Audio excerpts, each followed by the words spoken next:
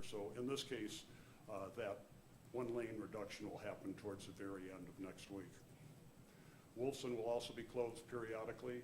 6th Street will be a one lane in each direction, and then 8th Street between Cooper and Graham will be will be closed all next week. It will be open this weekend from the 5th and 6th, but then closed next week for utility work. The Grand Avenue Bridge.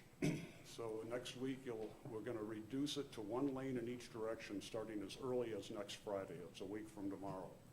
We'll do that so crews can mobilize cranes and store equipment on the closed lanes, anticipating demolition of the bridge as soon as it's closed.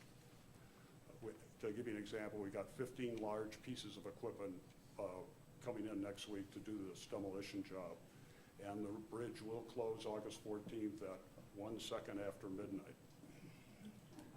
And what happens after that? Well, immediately deconstruction of the bridge starts. That big fleet of equipment includes a crane, loaders, forks, saws, and equipment called munchers, which are concrete processors. This equipment will take all of the demolition debris and put it in trucks in the center lane, and there'll also be lighting plants downtown to help assist in that work. 170 loads of concrete and dirt will be taken out as a part of this demolition project. It's all going to Rifle. And the work will be conducted 24/7 around the clock. Also, we'll have I-70 night detours starting the 14th. That will go from the 14th to the 20th from 8 p.m. to 6 a.m. This is the detour route we've been using for these night detours, the whole project. This is needed to safely remove the old bridge from over the interstate. Also on I-70, the exit 116 interchange and 6th Street will be in one lane in each direction. I mentioned that. I also want to emphasize that exit 116 will remain open during the detour. We've had a lot of comments and questions about that, and it will remain open. I-70 eastbound lanes closure will also be ongoing for rock work, for piers and staging, and we also have that ongoing closure of the eastbound on-ramp exit 116 from 5:30 a.m. to 9 a.m. That'll continue through the end of the month. As far as downtown goes, we're in the process of placing the pavers on Wing Street, West Wing Street. Tonight, they're going to be pouring that concrete for the base of those pavers, and then the masons will be installing those pavers over the next several weeks. River closures. We also have to close the river, and we have to do it a few times here in the next couple of months. The north and south causeways of the river are in the river, and cranes will be staged next week on those causeways. Monday, August 14th through the 24th, 10 days, the river will be closed around the clock. Also at the end of August to mid-September, we'll have another 10-day closure. Primarily, this is to put the girders up on the new bridge, and it will be closed 24/7 then.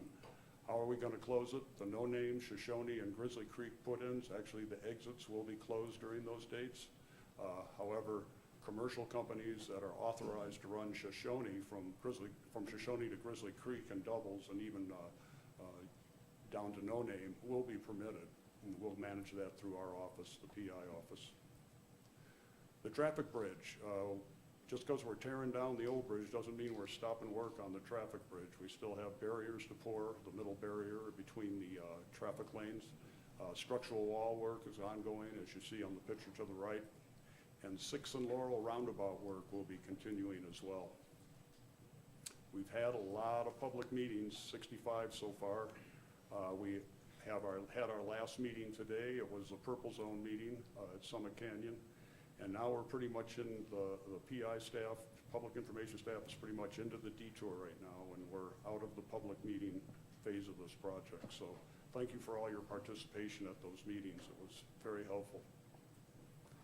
Okay, well, I said a lot of things are closed, so I do want to mention a few things that are open. We have the elevator open and functioning on the pedestrian bridge. The pedestrian underpass on the north side is done and open. It's not completely done, but it is open. Here's a couple of shots of it, both the outside and the inside.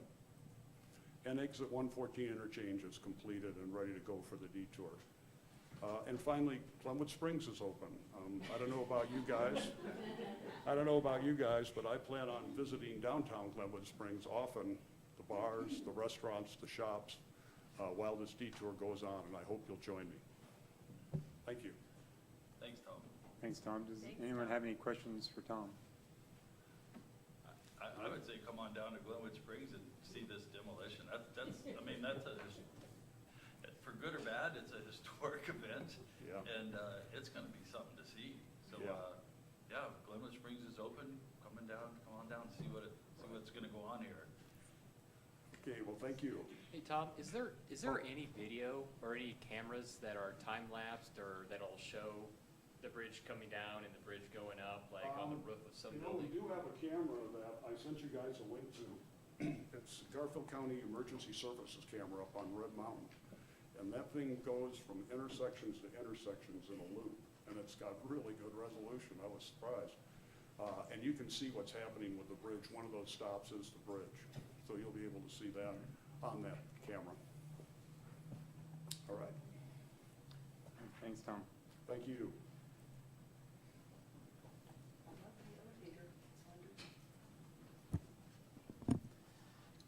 All right, at this point, I would open it up to anyone who would like to speak to us about anything that is not on this evening's agenda. I would ask you to come up to the microphone, give us your name and address, and please keep your comments, if you could, to 3 minutes. And, ma'am? Yes, my name is Ruth Barber. I live on 135 Road, and I know I'm too late to make much comments about it, but how many of you guys been up 135 Road?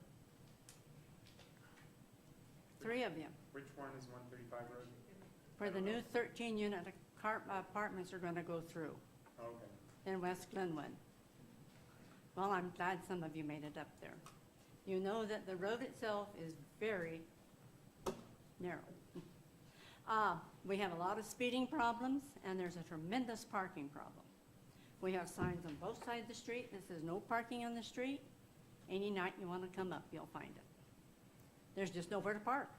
And I know in this unit you said you was going to have parking like underground or something, and you've been it for 13 cars. What are you going to do with the other 13?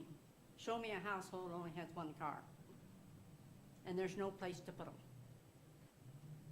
And we need some control for how people, I mean, it says 15 miles an hour. I think they think that means when you leave the house, you have to be doing 15 miles. Because if you step out in that road, you probably get killed. I've seen 2 of them trying to pass on it. And from my curb to the middle of the road, there's 7 steps, so you know it isn't very big. My gripe. But I did not get informed of the meeting, and that was not very nice. You sent me a letter for the first meeting in May. It was registered, I got it. I come in, they asked for a postponement, you postponed it. I never heard another thing. If I'd known it was your last meeting you had, I would have been here. I'm done. Thank you. All right, thank you.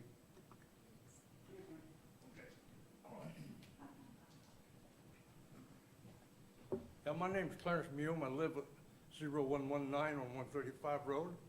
I never received any information about these new apartments going in. And I know that you don't care. But several years ago, we come here and got a law that there'd be no parking on the streets at any time. Well, they park on the streets all the time, but nobody will enforce it. You're gonna build all these units up there, you're taking away 6 units, putting in 13 or something.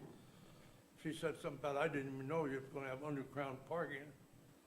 But that doesn't matter. Where's the other cars gonna park? I wanna go visit Joe Blow up there. There's no place for me to park something on the street, and that's illegal to park on the street. As far as the law goes, I got a ticket for not having a seatbelt on. The guy, and I said, I only have 2 blocks to go. I'm in a 25 miles an hour zone. I'm just going to the parts store. He says, the law is the law. I go up there on my street, and I asked the cop, I said, well, why don't you give them a ticket? He said, well, I don't see where they're hurting anything. So I think something ought to be straightened out here. That parking is a big, big problem. And there's a law that says you can't park there, then they ought to uphold the law. And I think that's about all that I got to say. Thank you. Thank you.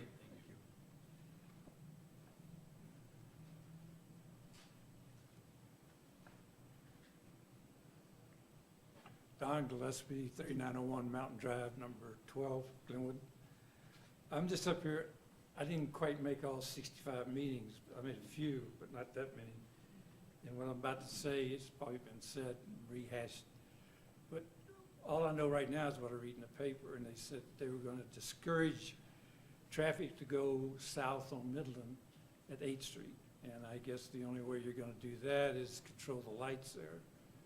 And I think it only takes 7 cars to back up to where it's back to 1 lane if you got 7 people that want to go use Midland. So my question is, if this fails and you have to switch and release the hounds, in other words, that people could start using Midland to get over to the other side of town, have you got a contingency plan to have people at the roundabout at 27th and at 82 and 27th and South Grand at 27th? Because you're going to need some kind of person there to help direct traffic. And I know you're going to start out, and this is even before school starts. So what is your plans if this so-called discouragement at 8th and Midland fails and you have to go ahead and allow people to use Midland? Is there anything out there, or are you just hoping that it works? We'll respond to questions during council comments. We don't get into a dialogue during this. Oh, you don't? No, we will, because there were some questions asked before as well, and so we will, if we Okay. decide we want to respond, we'll Well, I respond guess to maybe- council comments. Staff See, can there's a also lot of reach out room. to him separately. Huh? Staff can reach out separately as well, since Okay. I know you guys don't have those details. I think we did hear about, Yeah. the 27th Street roundabout, so. That- I mean, it's in the paper you're going to discourage. I think you ought to tell the people what it is you're going to discourage with. Not for them to get, because I had a guy come up to me last night. He goes, I understand, I'm not going to be able to go to work to West Glenwood on Midland. That it's going to be shut down for me to go north. And I said, I've never heard that. I know they're discouraging it going south. But maybe a little bit more information, because we're getting awful daggone close here. And if you can get back to me and let me know what the contingency is if this fails at 8th and Midland. All right. Because- Thank you. Thanks, Hunter. Ms. Darian. Hi. Well, it just seems like yesterday I was here, doesn't it? Actually, it was May 18th. And you guys were great. I came here about the invisible bike path on 6 and 24. I'm sure you'll remember. And I went out 3 days later, and it was beautiful. It was swept. It was really great. I even sent all of you emails saying thank you, thank you, thank you. I don't know if everybody got them, but I did send them, and I do appreciate that.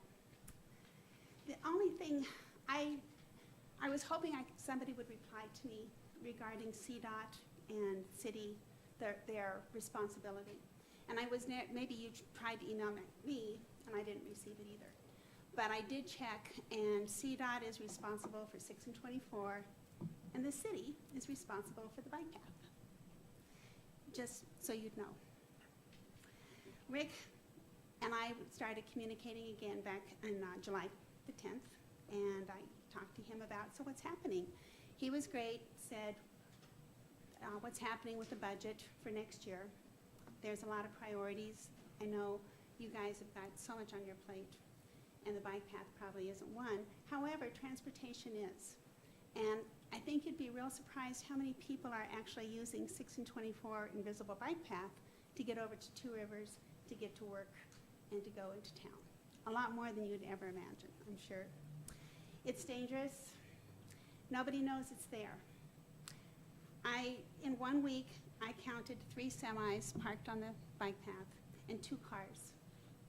At one time, as I was riding my bike back from the pool, I almost got hit not once but twice by the same car. He did a U-turn. Maybe he was kind of upset he missed me the first time, but he turned right around, went for me again. So I do understand that you are looking into this, and somebody had thrown out the figure $700,000. Lordy, I'm not asking for gold. I'm not asking for for cement. I'm asking for just pavement, even chip and seal. It seems that there has to be some surplus of all the pavement that's happening in our town. You could put it like in one of those cookie decorating things and go and get the cracks, which I counted. Going out, I counted 46 cracks from where the climate control building is to Traver Trail. 46. I thought they're not going to fall for that. So I turned around and went home. This time I only counted the ones that were 2 inches or wider, and that was 23. It's a lot. It is dangerous. There is still glass. You guys did great in May. I know that you guys have been busy since then, but if you could get it swept, if you could fill in the cracks, even chip and seal, there's so much out there. So, signage would be wonderful to say bike path would be great. Maybe a white line or two, not just going down the middle, but on the ends. So traffic can tell, oh wait, that's a path, I can't go park on there. I think that there's ways to handle it that won't cost $700,000. I'd be happy to go buy a $70 bucket of paint and go paint myself. But I'm sure there's liability there. So I'm just kind of here as a reminder. I'm back. Thanks. Thanks, Jean. It is scheduled to be swept again next week. Dean Moffett, 326 Second Street. For decades now, this community has needed a senior center, and that's why I'm here. We've made our voices heard over and over and over again. There have been many surveys done, one recently that overwhelmingly calls for a senior center facility. It's timely right now because of your consideration of selling the old library. It's been the best location for a senior center since it closed.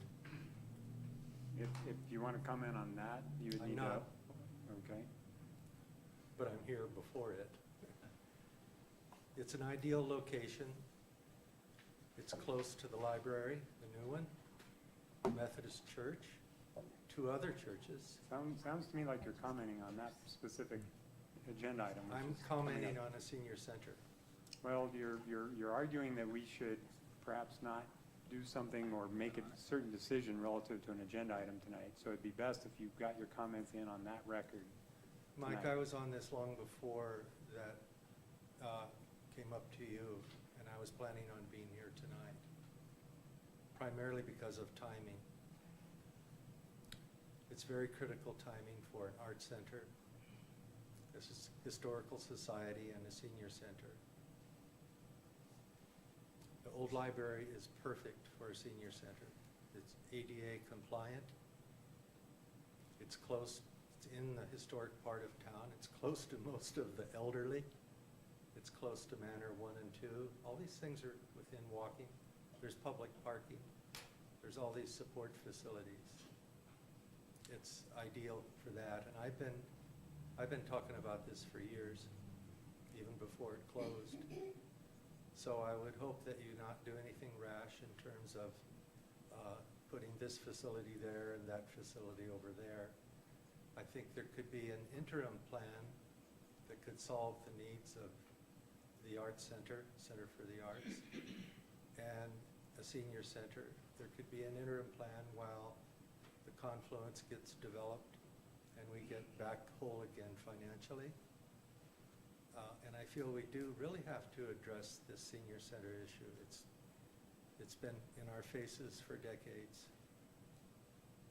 Thank you. Thanks, Dean. Sir?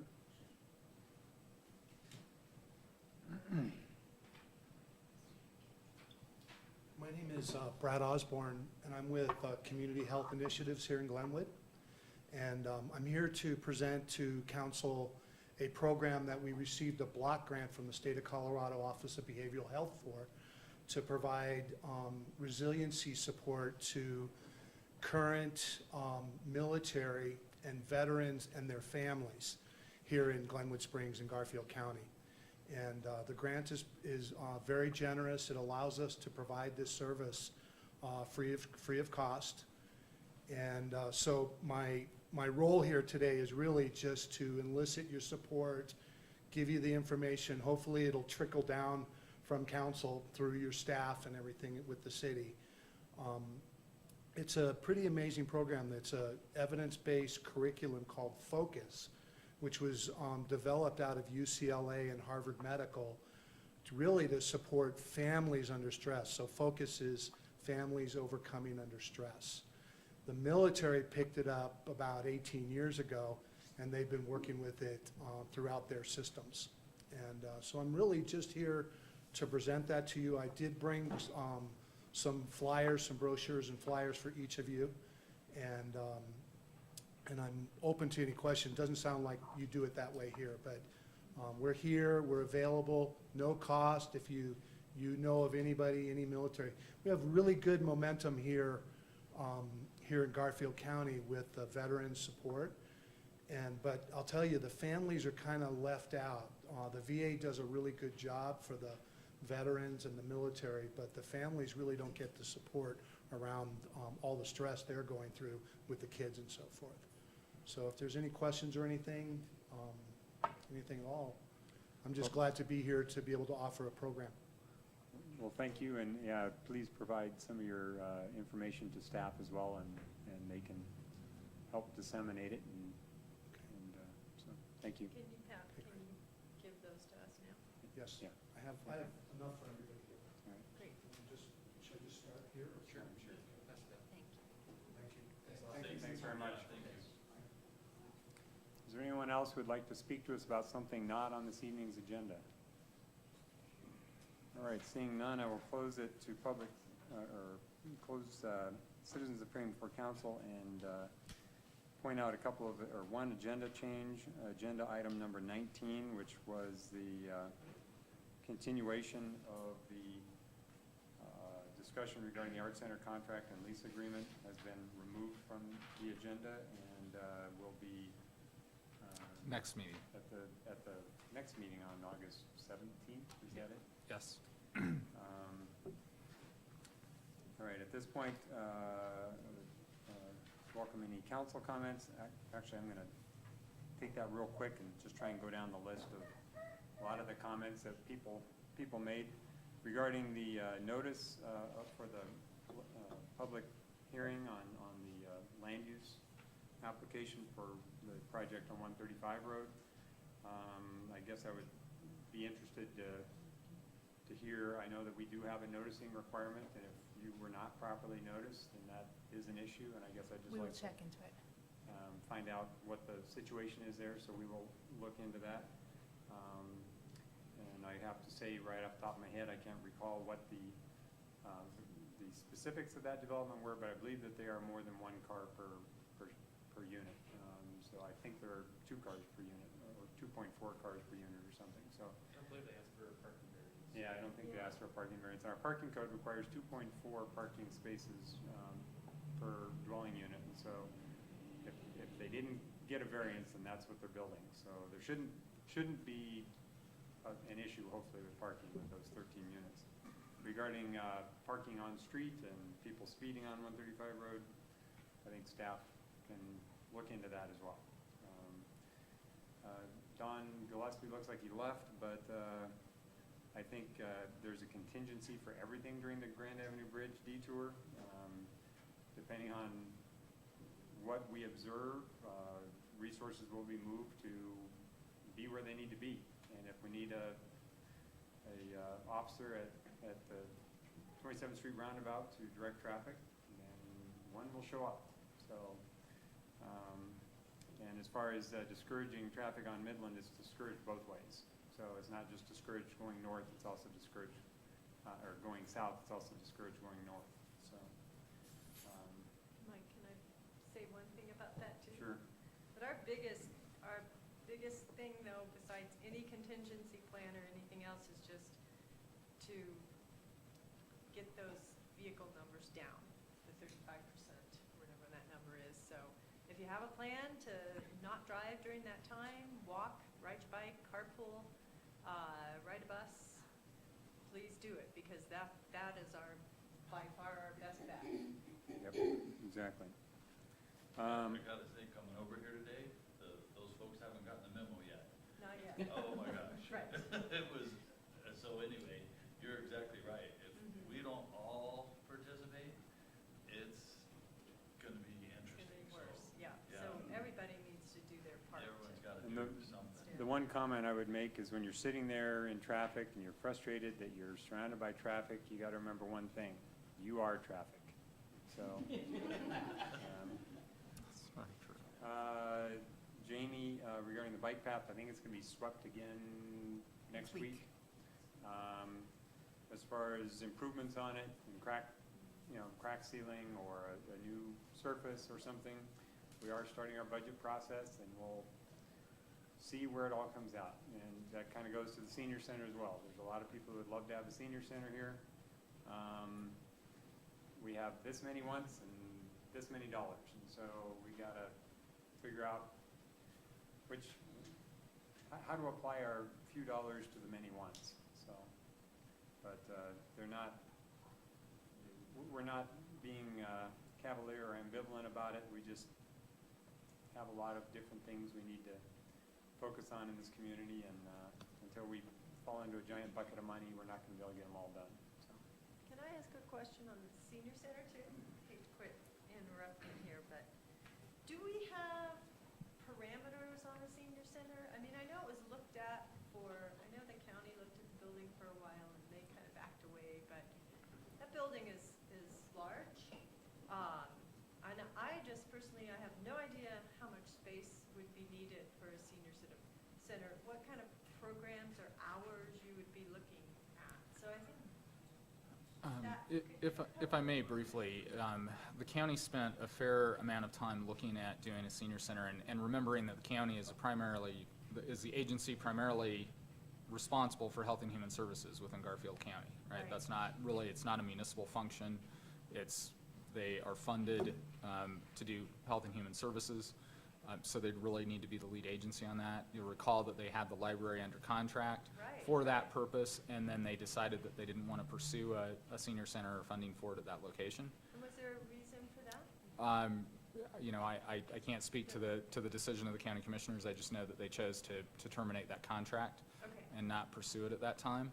So that's really, they really are the lead agency on this. If somebody's going to take the lead, it's obviously a larger issue, and like I said, it's a health and human services issue, which is really a county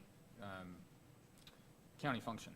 Right, so I don't want to seem like we're kicking that can away or not interested, but it's, I think understanding, yeah, who would be the partners in that, and two, kind of what the parameters are to define that, what would be needed.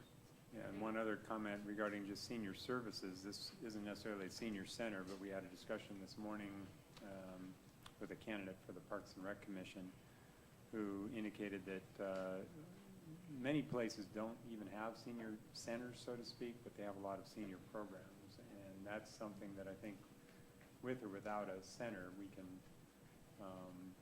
continue to work. I think Brian Smith, our new Parks and Rec Director, is working on that and on improving that, and we can continue that effort and try to provide a lot more services for seniors.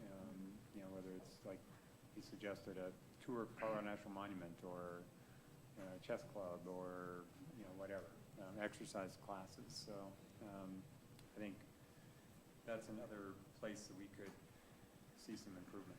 But, okay, now I'll be quiet and let any other council members speak. Rick. Yeah, with regard to the bicycle path, is there any way that we had some bags of sort of this expanding asphalt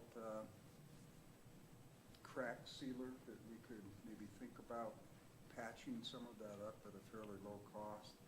Because I do think we'll see a lot more activity on that. And then, a 2-inch crack, I think you're being somewhat modest here. Some of them are even 3-inch cracks. It does cause a few jolts to the spinal column. No, I think we could look into that. And something I forgot to mention is I was told in the Transportation Commission meeting that we will be signing it We'll be putting signs all along it because during the detour, we're actually going to encourage parking out along Highway 6, just because we need parking wherever we can get it, but we don't want people parking on the bike path. So we will be signing it in hopes of keeping people off the bike path. Terry? And one more note, I asked Jay to install the signs on the south side of the path so that people that are trying to pull into that area see it, and they run over the signs before they run over the that's our intent. Great. I think we can take a look at it after, not before the detour starts. Right. Just because I don't know if they're gonna finish everything you've already directed them to do before the detour starts. Right. But maybe if we find a calm moment after the detour starts. Yes. Sure. I would just encourage too before school starts, you know, to maybe do something, because you're gonna have a lot of kids on bikes. Yeah. Sounds like a lot of kids on bikes are gonna be there. Thank you. All right, thanks. Thanks. Is there, I would just like to thank, I think it was city staff that got the connection in on the south side of 8th Street down to the river trail. That did happen. And so I just want to compliment them. I know it's a rough path. It's not going to last us years, but it's something that should last us the next 95 days or 95 days in 2 weeks or wherever we're at. And I think it's an important connection, and I'm happy to see it there personally. So. Mike, I've got a couple things. Sure. First of all, I just would like to acknowledge the death of a former mayor of Glenwood Springs. Dennis Preddy died on July the 12th. And, you know, he was, at the time, he was the youngest mayor that Glenwood had had. And he was also worked for the Glenwood Post at the time, or not at that time, but in his stay here, and I knew him, and very sad to have that. He actually passed on his 69th birthday. Thank you, Jamie, for bringing the bike path up again. So yeah, because a lot of us will be using that. So thank you. And again, to comment just a little further on the senior center, as Carl said, you know, that's not necessarily a municipal responsibility to do that. And I'm hearing lots of different people coming, lots of different individuals coming to us saying this is needed. I would urge you guys to somehow organize and possibly approach the county, you know, with doing something in a more organized fashion. So, and I would also encourage you to look for additional funding as well. So.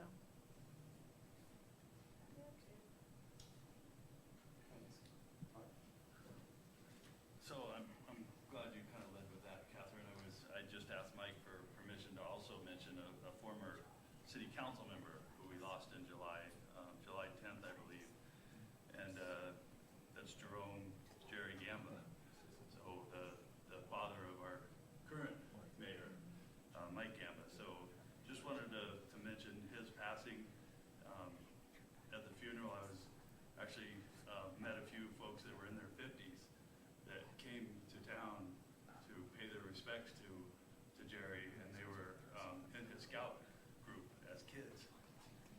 So when you have that kind of impact on somebody, and people show up 40 years later, you've done some right things in your life.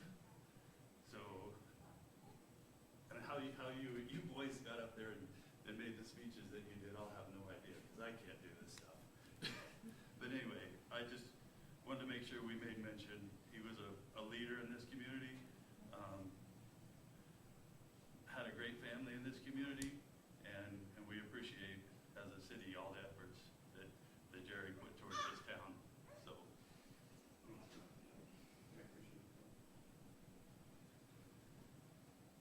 All right, any further council comments?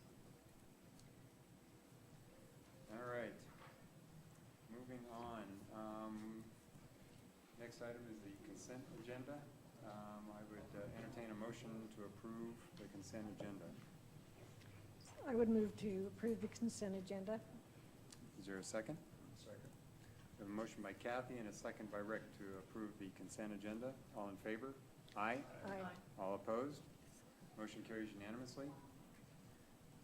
Next item is the award of our EPA consultant contract.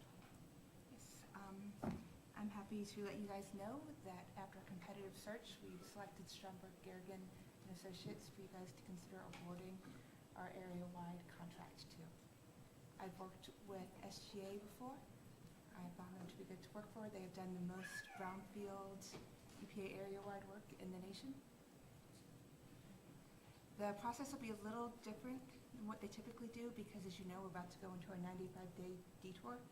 So we're not going to do kind of community planning and visioning up front.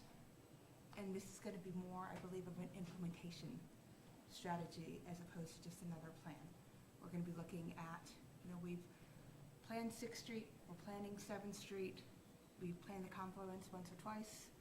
So what we're really looking to do for this is come up with an implementation plan for development for these areas, looking at what we might have missed, what gaps there might be, for instance, in retailer housing, and how we can work with property owners to move those catalytic sites forward. Any questions? Right. Does anyone have any questions for Deborah? No, Deborah, could you just elaborate just a little further as far as the grant that we received to do this? Just the amount and... Yeah, we received a $200,000 grant from the US EPA. No match was required, so this is totally funded with grant funds.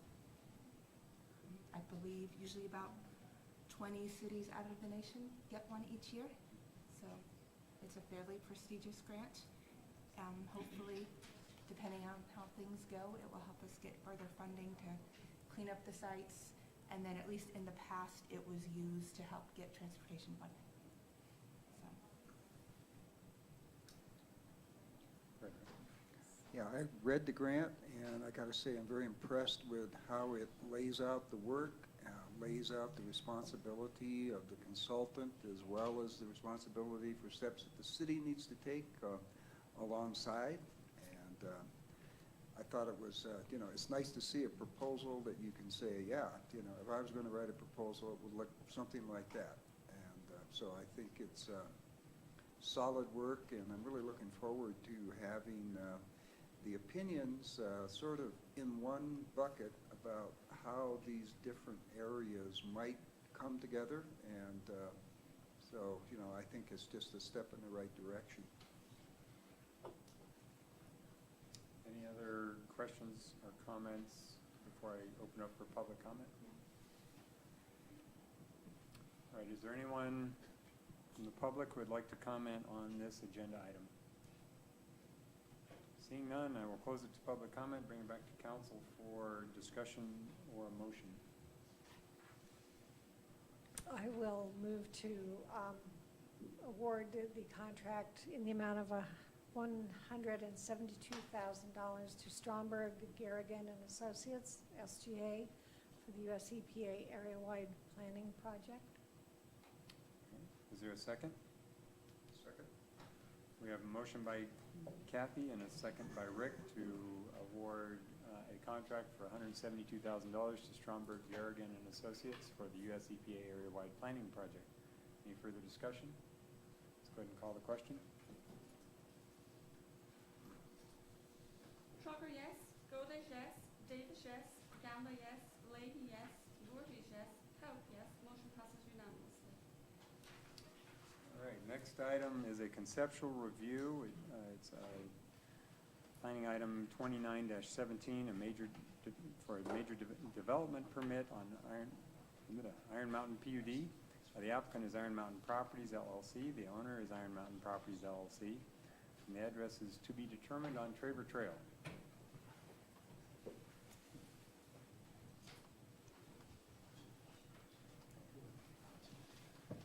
Hello, I just wanted to, first of all, introduce Ron Liston. He's going to be giving the presentation of what we're looking at doing in the Corey site. which interestingly enough was part of the EPA grant as far as cleaning up and stuff. So I think it's a great plan, and would look forward to what you guys think and get some comments from the public. So, Ron? Thank you. I'm Ron Lisson, Land Design Partnership, 918 Cooper Avenue in Glenwood Springs. And it's fun it's been a while, a few years since the council approved this planned unit development. It's taken some real, I think, creative thinking on Steve's part to move this on to the first level, would be the first phase of conceptual, or first phase of being a major development permit. So I'll just give you a quick history would be, all right, come on here.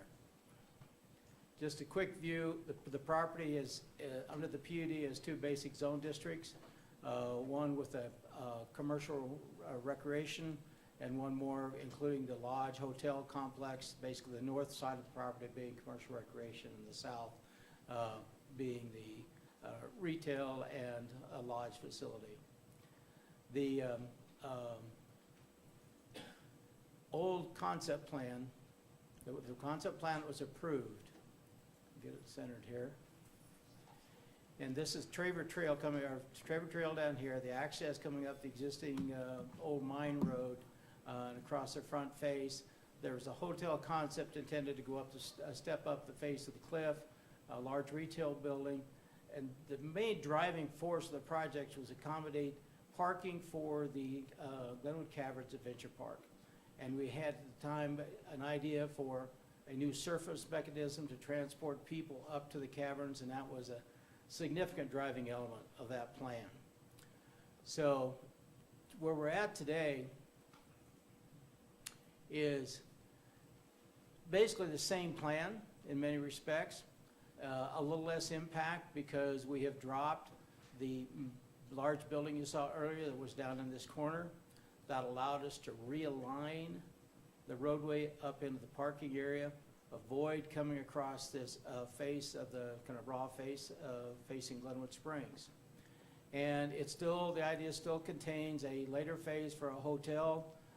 Steve took the effort to dig into, if you will, literally the mountain, do some blasting in the mountain to check out the ability to really work with that rock face, to do some very creative things with the lodge, and that was not good results. The rock is too soft to really start doing structural types of things. So the future hotel will probably be a freestanding structure down at the base of that cliff. And that'll be a later phase of the major development permit. So the real driving force today is the need for additional uphill transportation to the caverns and parking for the caverns guests. And that's, of course, been the lead issue that caused us to do the PUD in the beginning. And so the parking plan is essentially the same as was in the master plan of the original project, except for this change in the alignment of the roadway, which produces less impact, and removal of that large retail structure, which is a significant change to the site. So the parking essentially is the same. There will be a guest services ticketing facility, as was in the original master plan. There will be a roadway going up to the upper levels of the quarry site. Although it's a little less roadway, we're able to follow the current roadway structure there. There'll have to be some regrading of it. And that allows us to get up to a point where, with the use of a continuous miner, a machine that eats away at rock, we're able to go through the soft limestones of Iron Mountain and drive a shaft all the way over to the point underneath the Caverns Plaza, or right close to that. And at that point, they will bore a small hole down to the end of that mine shaft, or that horizontal shaft, put an auger on the end of it, and they will auger up and create a vertical shaft going up. That allows us then to transport new guests from the ticketing, from the parking, from the ticketing center, up to the new portal, into and through the new mine shaft, ride a kind of a classic mine shaft type elevator. It'll actually be three separate cages. One will be able to handle handicap. The other two you have to have stair access to. That'll lift you up to the plaza level.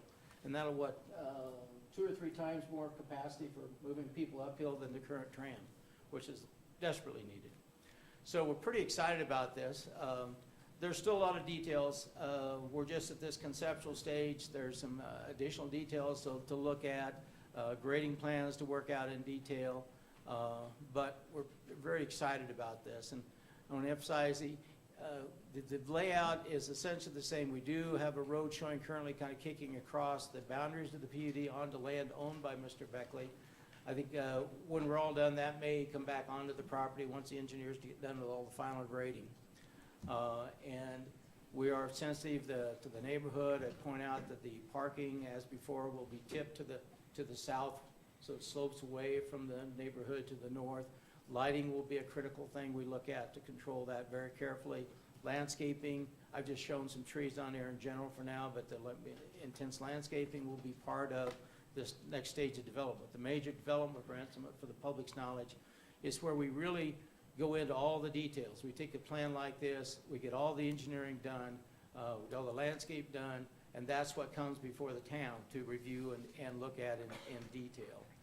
So, pretty excited about this. It falls right in tune with the original PUD, lessens some of the impacts of the original PUD, and it lets a very popular facility, the Glenwood Caverns, to function much more effectively, to have a uphill transportation that isn't quite so heavily impacted by weather and lightning and things like that, and dramatically increases the flow of people, the traffic, moving people up and down from the caverns itself.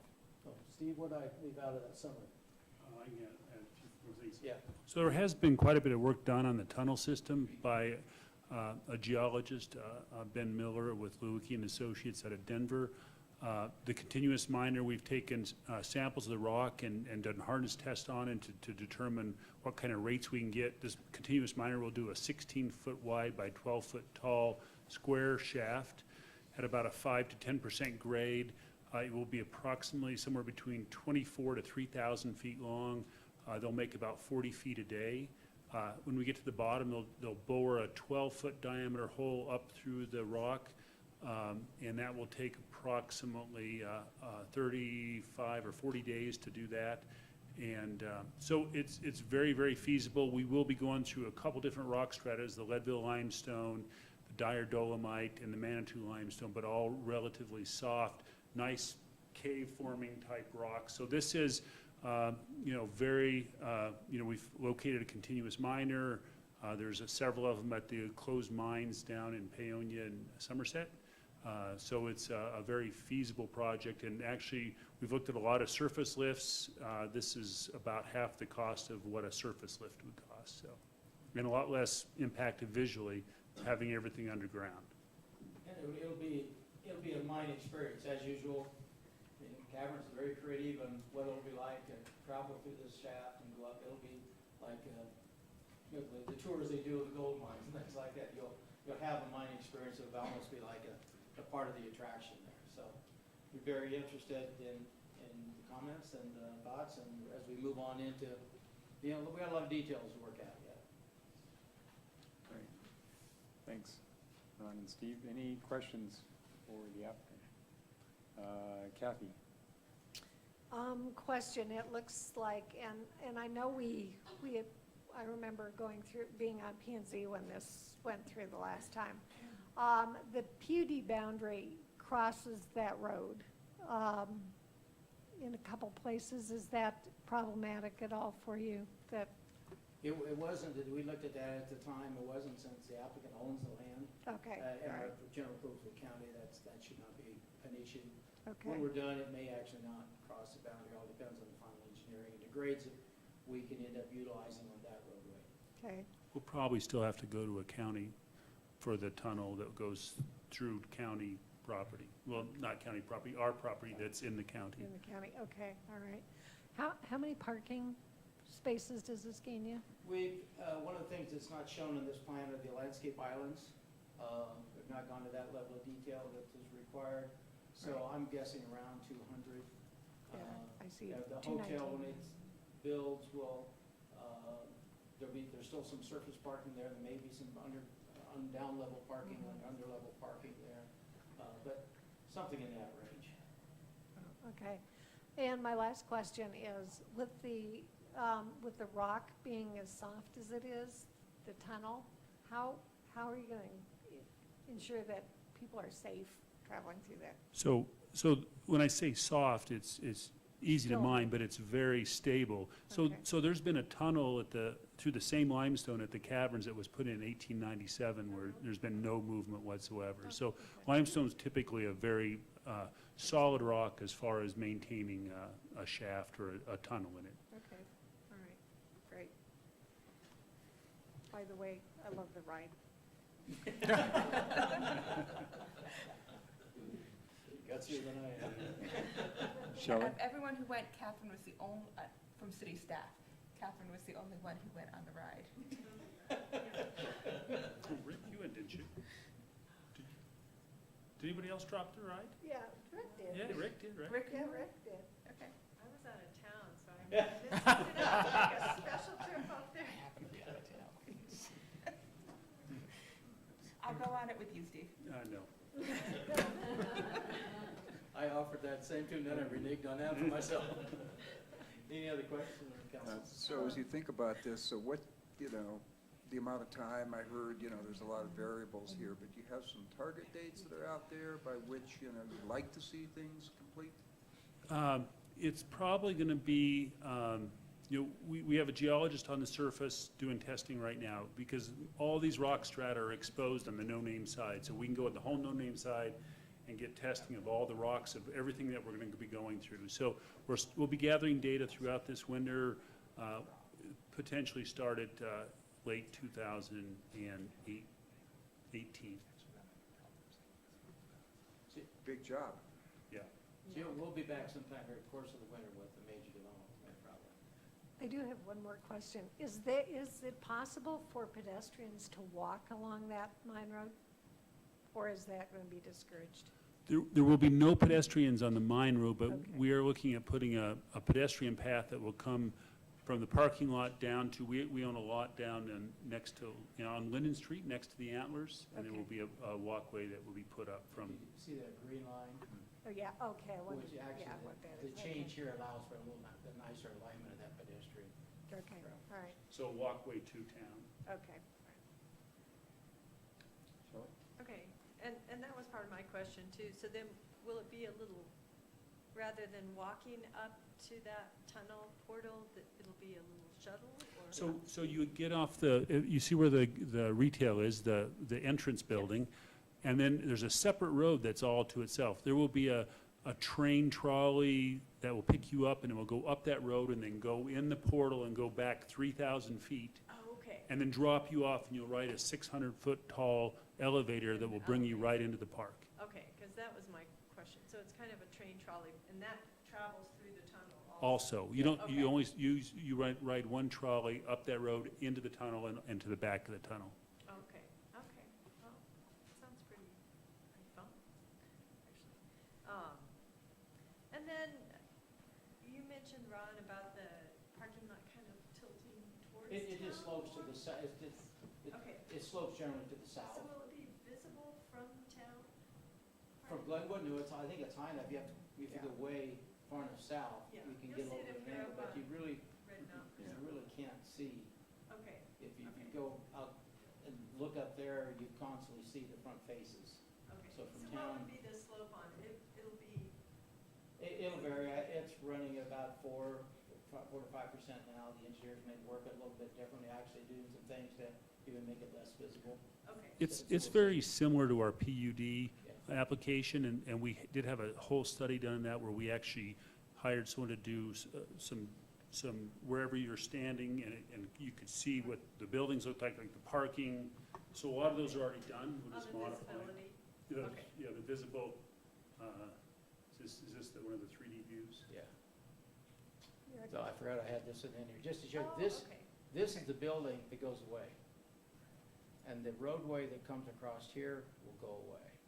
And so the road will come up, curve around, curve through that building site to the parking lot. And this is looking high above the Yeah, this is site. the way high bird's eye looking down. Right, on it. right. And then- the hotel we're talking about now will fall in this area, but won't run up a face as suggested there. Okay, And the parking, same sort of basic parking configuration, it's kind of hard to tell here, but it tips to the to the south. Shelley, that was a concern in the original of the whole approval process was, you know, lighting and visibility and how that impacts Glenwood. And I think that they did a great job in mitigating that, so. I point out one of the things about this, we have eventually the hotel will be sort of a full access type of thing. But there'll be, you know, it's not like this, most of this parking, the upper parking facility may be closed off when the cavern's closed and not being utilized. So it's not like a wide open public parking facility that's going day in, you know, 24 hours a day. Right, okay. And then you mentioned about the landscape islands. I realize those aren't shown here, but you Yeah. do intend to have Right. those. And then That's- the lighting will meet the dark sky. Oh, they'll meet ordinance. the code, and I think we want to look at it just because of what I commented about the timing, it's in Right. operation and so forth. That may give us some additional flexibility as far as security lighting, things like that, that sometimes get in the way of really trying to minimize light impact. So, yeah, we'll be looking at that very carefully to try to really minimize that impact on the area. Great. Great. Any further questions? Comments? From my perspective, I think it looks great. I'm excited to see it move forward. Well, if you think of anything, let me know. I think you think of most things. Looks good. Let's see.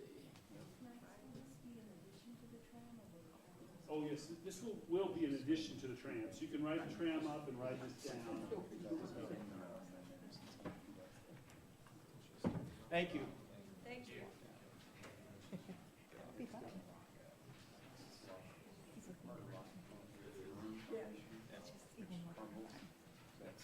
Anyway. Yeah, no, I've I know yes. you've gone. Yep, I've got, even got a line figured out for it, so. All right, next item is consideration of an offer to purchase the library building at 413 9th Street. All right, thank you, Mr. Mayor. What you have before you is a proposed real estate contract with the buyer being the Ted Edmonds Trust. I believe there's a whole name there, but you guys all know Ted, essentially. From Morantan, longtime local resident, used to sit on council. Mr. Edmonds has tendered an offer of $1 million for the library building, $100,000 earnest money deposit, 90-day due diligence, and closing set 120 days from mutual execution of the contract. Of note, there is no financing contingency on this, so it's not a matter of him going out to get a loan to make this happen. I will say Mr. Edmonds is not here tonight. That's not because he isn't interested in being here. He had previously had some vacation plans, and the way the meeting schedules just rolled out as we were working through this. He asked both Deborah and I if it would be okay if he missed the meeting, and I said I thought that would be fine. Hopefully that wasn't an error on our part, but this is really a decision for you guys to make. It doesn't necessarily, and I don't know, John, did you get a hold of him today? Okay. I know that without putting words in Mr. Edmonds' mouth, I know he's very interested in utilizing it for a local nonprofit. I don't know, Todd, if you know whether he's comfortable with us talking about that or not. I think so. Yeah, so. Yeah, his passion is. Yeah, and so Ted has been a longtime supporter of Youth Zone. He is very concerned about creating a sustainable model for them and having a place for them to go, because as you know, their current facility, or their current, where they're currently housed, is actually on property that will be transferred to the city and is slated, is really an integral part of what will be hopefully the first phase of redevelopment in the Confluence area. Youth Zone has been looking for another location. This is a way to create a model for them that is, there again, I think Ted would really like to create a sustainable model where they have a place to be in, maybe some additional space to lease or partner with other nonprofits. A lot of opportunity there, but that's really for them to put together, not for you guys to put together. So really what you have in front of you is very much an arm's length transaction. There is an appraisal provision, there is a due diligence period. The building's been sitting vacant for 5 years, so there may be some things that come up. If they do, then it's going to be up to you guys to decide what to do about that if he wants a modification in price as a result. The usual things that happen in a real estate contract. It is in a standard Colorado real estate form contract, so it's not anything unusual. So with that, I'd be happy to answer any questions that I can.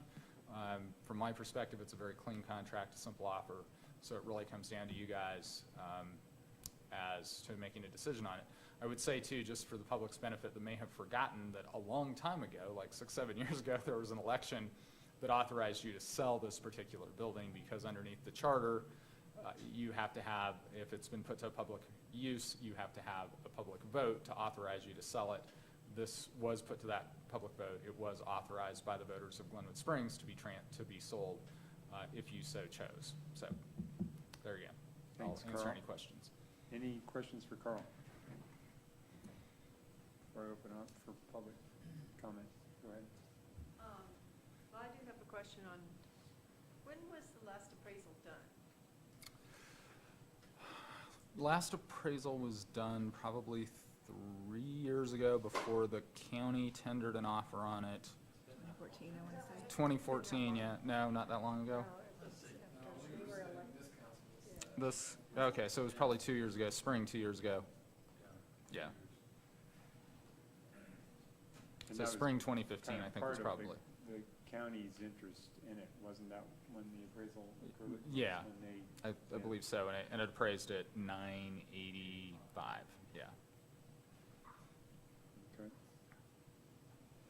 Any further questions? All right, at this point, I would open it up to the public for any public comments on this item. Hi, guys. Forgive me if I have any slobber on my shoulders. Chelsea Parkinson, 625 Davis Drive, Glenwood Springs, Colorado. So I'm here, I've met so many of you guys, and I've come and spoken with you before. I would like to touch on the senior center idea. And to open, I do know that some of this may be a really beneficial conversation to have with potential buyers, as they do seem pretty open to benefit several different organizations. And I also want to clarify that in seeking out a senior center, while a lot of seniors that I've touched base with, and the most recent senior survey that Dean let you guys know about is actually one that I've been conducting since June 24th, and that has been done through really only face-to-face contact and through a paper form.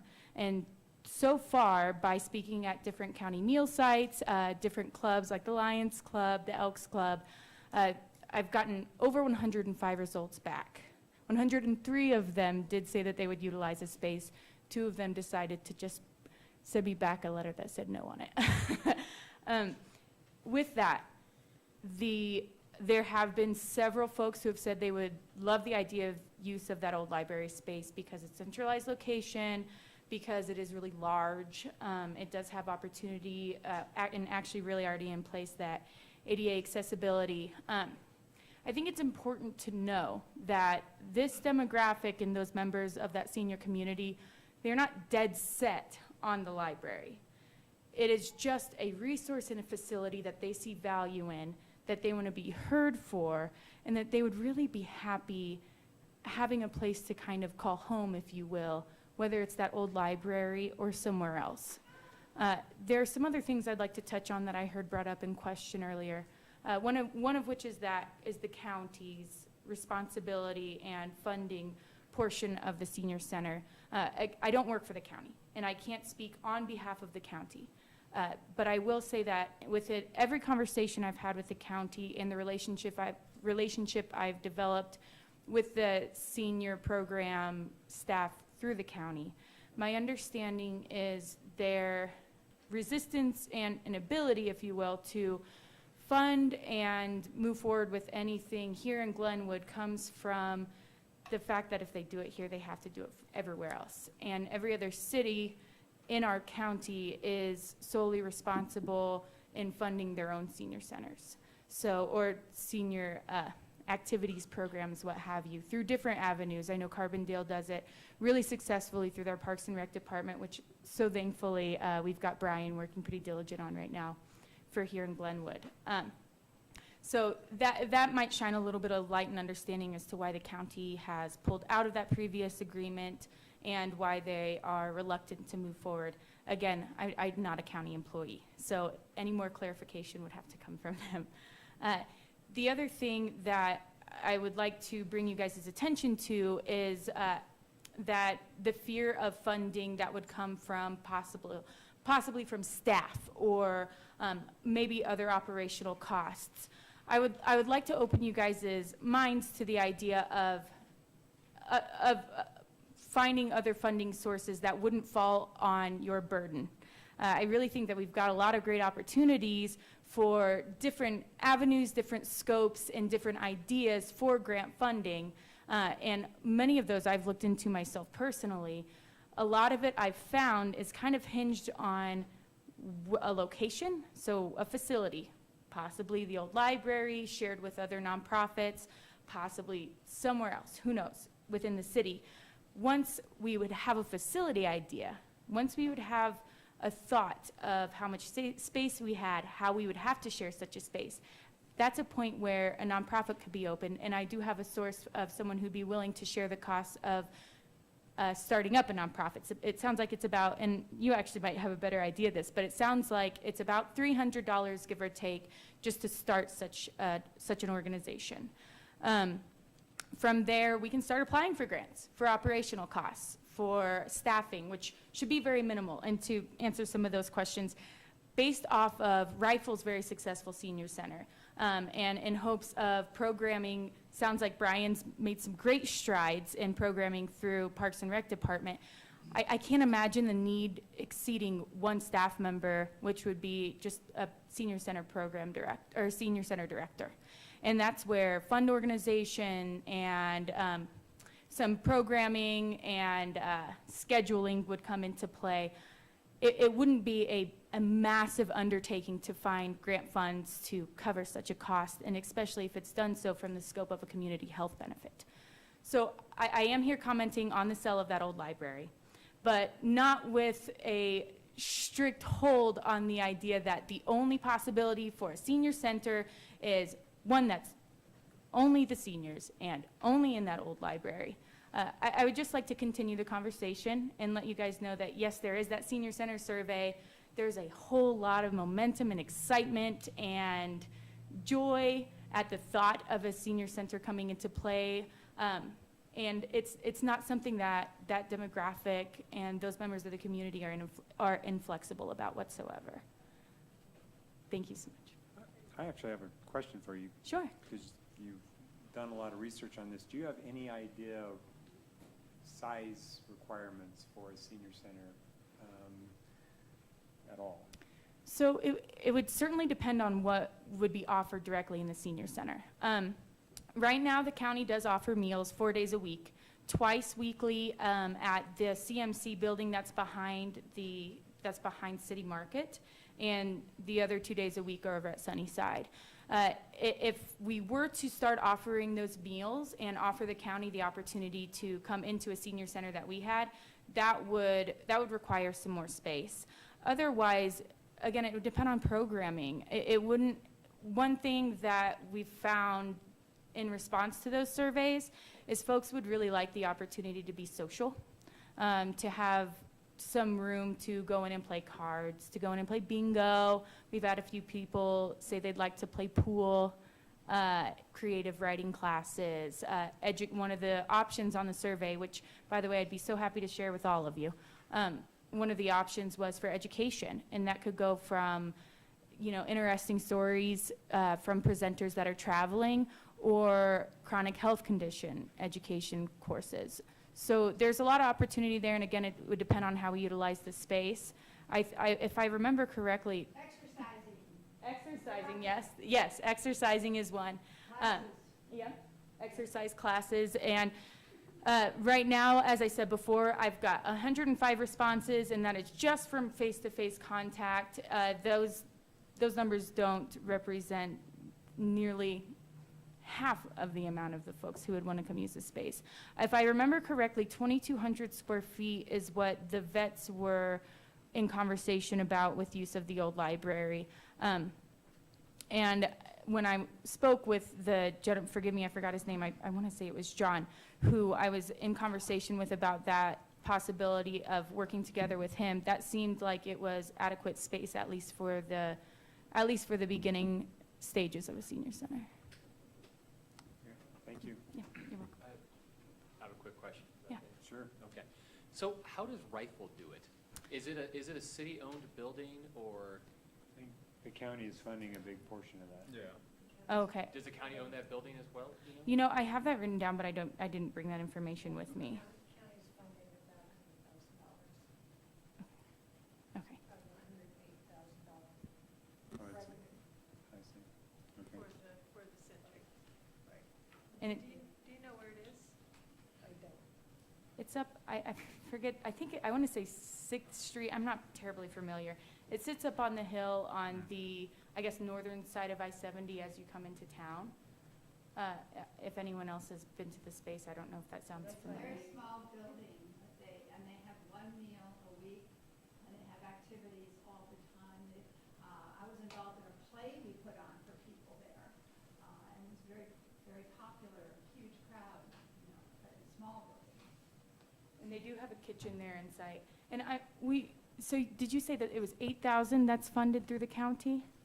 Is that what you said? There's 100,000, according to the Rifle City budget. Mm-hmm.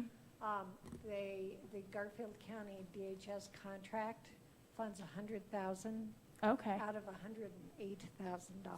okay. So I wasn't it- aware of that So the funding. city pays 8 and the Well, county pays 100. it looks like the rest of it is made up by donations and other Oh, things. So okay.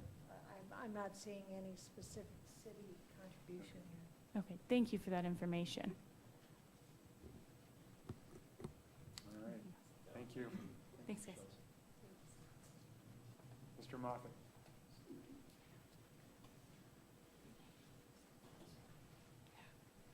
Steve Moffett, 326 Second Street. Ted Edmonds and his wife were close friends years ago, and he has a really big heart. And I think this community has a big heart, too. I feel there's a way to take all these pieces of the puzzle. Youth Zone needs help, Center for the Arts needs help, Frontier Historical Museum needs help, and the seniors need help. And I think there's a way to move all these things around and have one solution for everybody. My personal dream over all these years, I did the restoration and historic designation for the hydroelectric building, was on the first board there. I was on the board of the Frontier Historical, I call it the Hysterical Society. And I, of course, had my office for 30-some years across from the old library. So my planning hat has always been, because of the 6th Street redevelopment, because of that tourist zone, move the museum into the hydroelectric plant. Then take the old library and make it the senior center with a combination of the Center of the Arts in there temporarily. It's not big enough for a Center for the Arts. It's a Band-Aid. Plan that at the confluence with a theater, not our big $40 million theater that we've planned over and over again, but something sized for the community, along with commercial and civic uses of the confluence area. I think the youth zone can be a temporary location as well. And we can't solve this problem all at once and forever. But there can be interim musical places, so to speak, moving things around, planning for the more distant future. Concerning senior center facilities, there are small ones, there are big ones, there are ones associated with Parks and Rec, there are ones that are even parts of church organizations. So we can't really look around too much because they really follow the demographics the needs of the community. I was on a team of architects that designed the first community center. I personally did the siting for it. It was a project for the city. And we ended up with an isolated site. And it evolved into an athletic facility. The design my group originally did have a senior center component. That went away with a budget issue. I want to end with a comment to really caution selling anything. I was in City Hall, the old City Hall, when the previous city council, by one vote, decided not to sell the electric system. There was a big push by public service to buy it. And a group of us were there to argue for keeping it. The same thing has happened numerous times in this community. And we have a great asset in the old library. It's in my architect's hat opinion, it's in fine shape. It has some problems. The roof is always leaked, et cetera, et cetera. But it's a very serviceable building. If you can remember the hydroelectric plant, arguably the oldest in the country, maybe not the oldest, but the second oldest, and it still stands. It was a wreck. You open up the door and there was no floor there. You look right down into the caverns of the old pipes. And we were about one vote away from demolishing it. And it's older than Niagara Falls. And it can be used over and over and over again. Thank you very much, but my caution is, Ted's a great guy. He's got a big heart. He's part of a puzzle here. He doesn't have to go away if you say no. Youth Zone can be helped in a greater master plan. Thanks. Thanks, Dean. Thanks, Dean. Is there anyone else who would like to comment on this item? My name is Deborah Williams, and I live downtown, and I used to work at the old library. I think it's a great building. It would be perfect, I think, for a senior center. Youth Zone, I've used that too. One of my sons was a client at Youth Zone. But I don't think they need handicapped accessible walkways and an elevator. And the building is just so perfect for seniors, and I hope that we can either share it or that it could be designated to be used for seniors. Thank you. Thank you. Are there any other comments from the public on this item? Right, seeing none, I'm going to close it to public comment and bring it back to council for discussion. Can I ask a quick question here about the process here? Oh, absolutely. If council were so inclined to want to move forward with this, would the process be to approve the mayor's signature on this? Yeah, I think the motion would be to approve the city entering into a real estate contract with Mr. Edmonds for the purchase of the library in the form attached in the packet, and to authorize the mayor to execute it.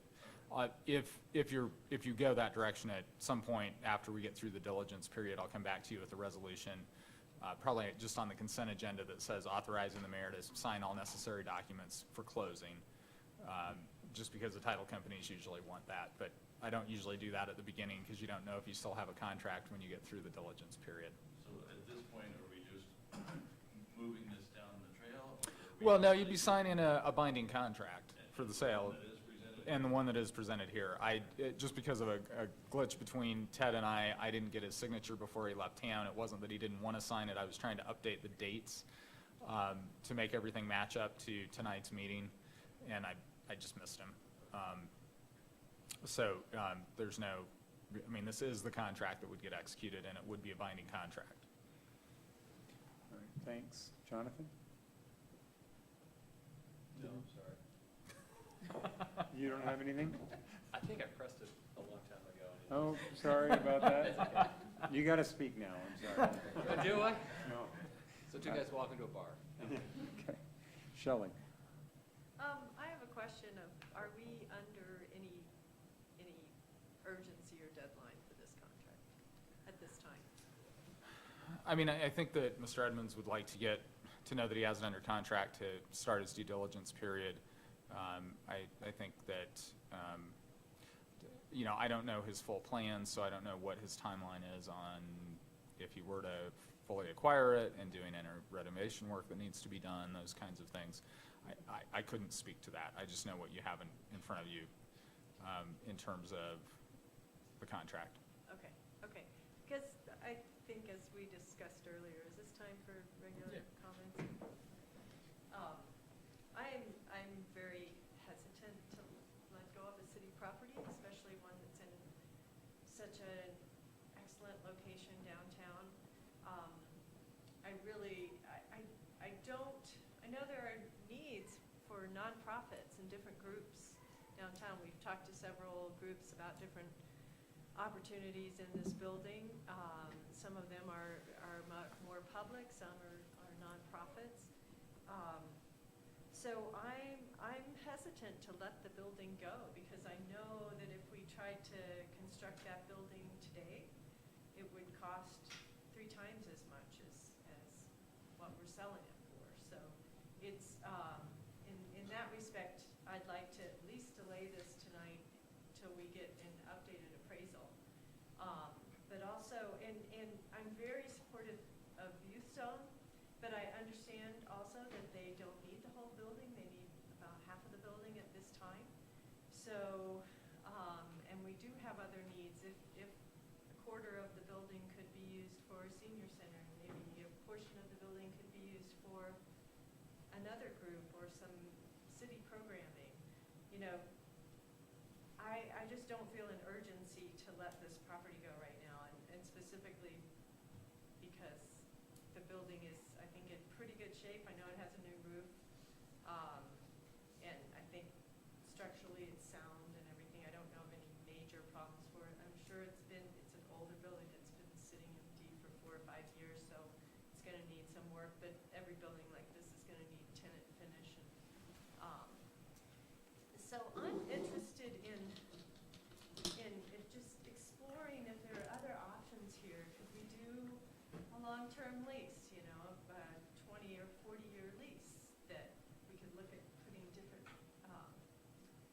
nonprofits in? Or could we look at other options where we could find a home for Youth Zone and find a home for maybe senior services and some other community rooms or something that would be available? And so I'm interested to see what other counselors might have to say, and I just think we don't need to rush on this tonight. I would like to see it continue to the next meeting at least, maybe to elicit more public comment, but also just to really take a look, think about what we're doing here. It's a piece of property that we own, and I think we really need to think hard before we let it go, even though it is to an organization that I think is wonderful.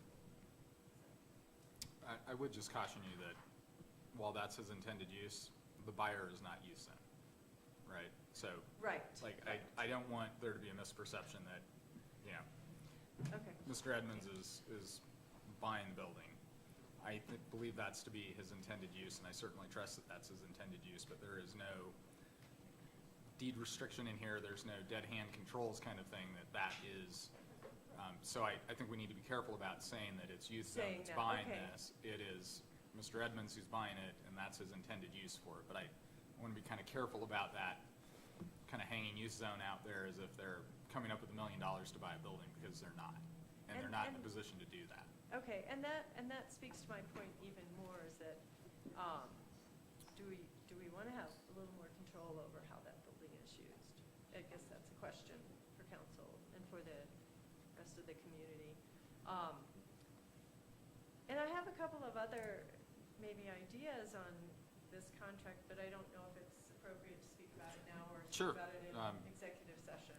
Or Depends on what they are, I guess. I guess we'll find out soon enough. Yeah. Go ahead and say them, and I'll tell you if you're wrong. Yeah, well, no, I mean, I guess it just goes to whether it's price in the contract, if it's terms in the contract, not if price, it's, more terms. you know, I guess. Like adding some type of a future clause, if the building was gonna be sold in the future. Right. Giving the city a first right of refusal or something like that. Yeah, I don't know. I mean, certainly we could bring that up and talk about it. It devalues the asset somewhat, so it does affect your purchase price. Well, it's just, and that's just speaking to my hesitation to let it go. Right. No, so absolutely we can include terms like that. I think that if we were going to renegotiate the contract as it exists, I probably would ask to do that in an executive session. I guess I had been under the impression that you guys were generally, this was the direction you wanted to see. You wanted to see a clean contract in front of you when this came up. So that's what we put in front of you. Todd? So here's kind of where I'm coming from. I've sat through now 3 different councils, so 5 years plus that we've been. 6 years plus. Yeah, that we've been discussing the old library with, with so 3 different sets of counselors up here with us. So, obviously we're not in any urgent, or there's no urgency to this because we've been discussing this for 5 or 6 years. And the building's just deteriorating and it's going downhill. And as any building that sits there vacant does. So I think it's time that we activate the building. After all of these years, this is the best plan, if you will, or the best opportunity that I see to activate. I will say that. This is the best opportunity that I've seen in the 5 years to activate this building. I can't think of a better family to sell this building to than Ruth and Ted Edmonds and to their revocable trust. I have 100% confidence that Ted and Ruth will do something very positive with this building. And at the end of the day, there will be organizations utilizing that building that otherwise wouldn't have an opportunity to utilize that building. That's my belief. I believe that's Ted's belief, that he would like people to have an opportunity to have a space downtown. I don't want to speak for him, but I know where his heart is on this. He wants to do something positive for downtown Glenwood Springs. He wants to see organizations that don't have an opportunity to have space downtown, that maybe can't afford space downtown, have that opportunity. We as a council, and again, the last 3 councils have not been able to make this happen, and we sit there and look at a building deteriorate. So I think we have an opportunity in front of us to do something positive, not only for the community and the organizations out there that have all been in front of us over the last 5 years looking for space to allow the private sector, who may have a little more flexibility and can make a little quicker decisions than 5 years, take this on and make something happen for that building. I don't know what's going to end up in there, but again, I have absolute full faith in Ted and Ruth Edmonds that they're going to make something positive happen with that library. So I will be supporting this contract and supporting the efforts of the Edmonds family. Thanks, Todd. Kathy? Thank you. This is, well, first of all, let me say, I think that the city has done a disservice to our community and our citizens by leaving this building empty and not opening it or making some use of it over 5 years. You know, it says a little bit about our inability to move forward with a firm decision. That being said, Todd, I absolutely agree. You know, it couldn't be a better family, a better trust to sell this to, because it is, you know, their heart is in the right place. They've got Glenwood Springs and this community in mind, and so whatever they would decide to do, I'm sure would be, whether it is youth zone or something else or a combination of something, would be a benefit to the community. I guess the question that I would have, if we don't move forward with this, do we really want to be landlords? Do we really want to continue to be responsible for the maintenance and upkeep of that building? And that's just a question, you know, that is just a question. You know, I personally had hopes for another entity to come in and take and utilize that.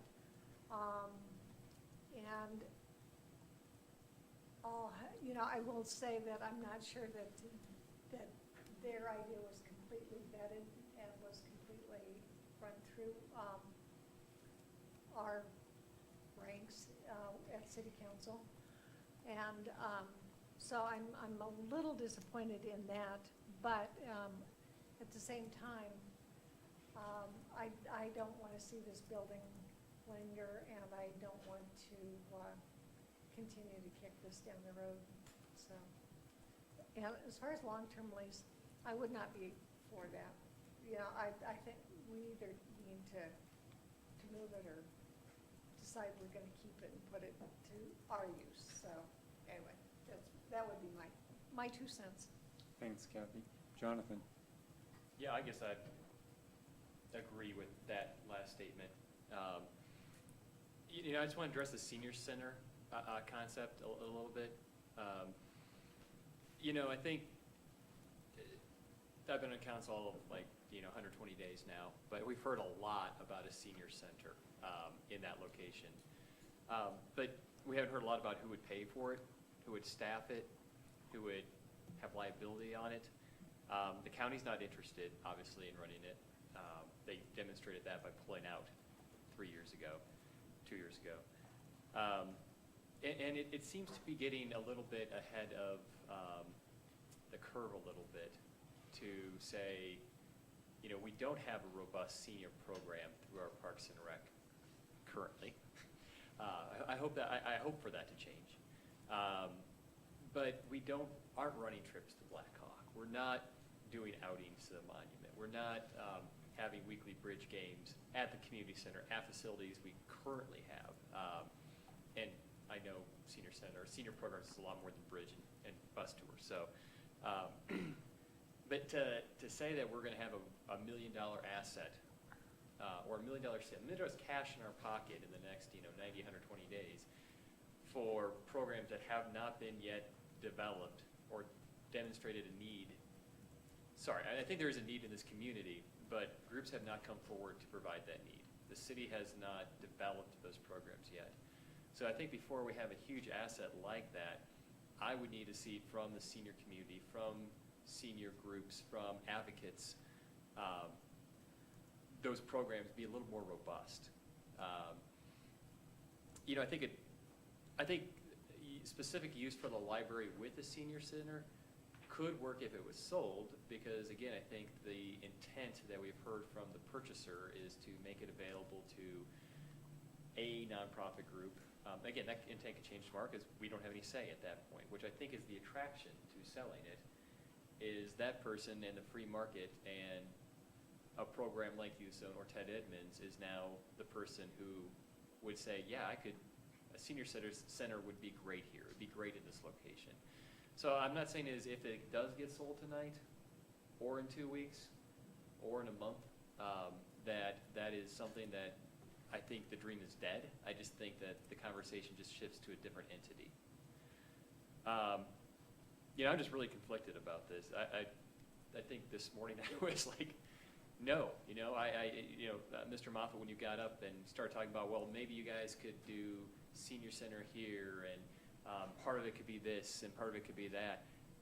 Like, I recoil at the idea of trying to balance the need of 3 or 4 different nonprofits and their space needs and their wants and their tenant finishes. Like, that just makes me cruel.